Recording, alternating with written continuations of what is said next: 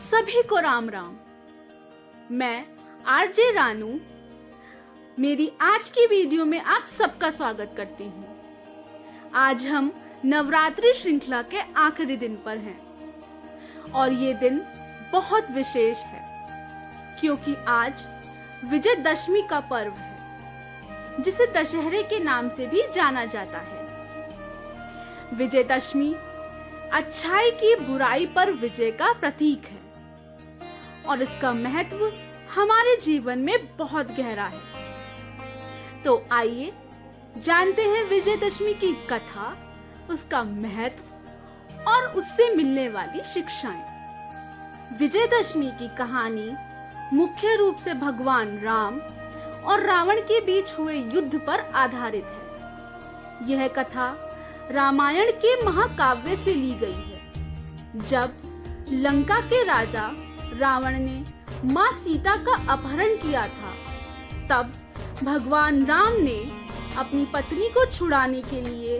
रावण के खिलाफ युद्ध छेड़ा था। इस युद्ध में भगवान राम को अपने भाई लक्ष्मण, भक्त हनुमान और वानर सेना का सहयोग प्राप्त हुआ था। रावण एक महाशक्तिशाली राजा था। उसके पास कई प्रकार की शक्तियां और सिद्धियां थीं, लेकिन उसकी इन शक्तियों का उपयोग लालच, अहंकार और अधर्म के लिए हुआ था। भगवान राम से हुए इस महायुद्ध में रावण का वध हुआ और सत्य की विजय हुई थी।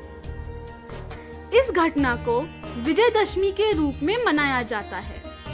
ये केवल रावण के वध की कथा नहीं है, ये हमें जीवन में अच्छाई के मार्ग पर चलने और धर्म का पालन करने की प्रेरणा भी देती है। भगवान राम ने अपनी मर्यादा और धर्म का पालन करते हुए सभी बुराइयों को खत्म किया था। विजयदशमी केवल एक धार्मिक पर्व नहीं है, बल्कि यह हमारे भीतर की बुराइयों पर भी विजय प्राप्त करने का प्रतीक है। यह पर्व हमें यह सिखाता है कि हमें जीवन में सत्य, धर्म और नैतिकता का पालन करना चाहिए।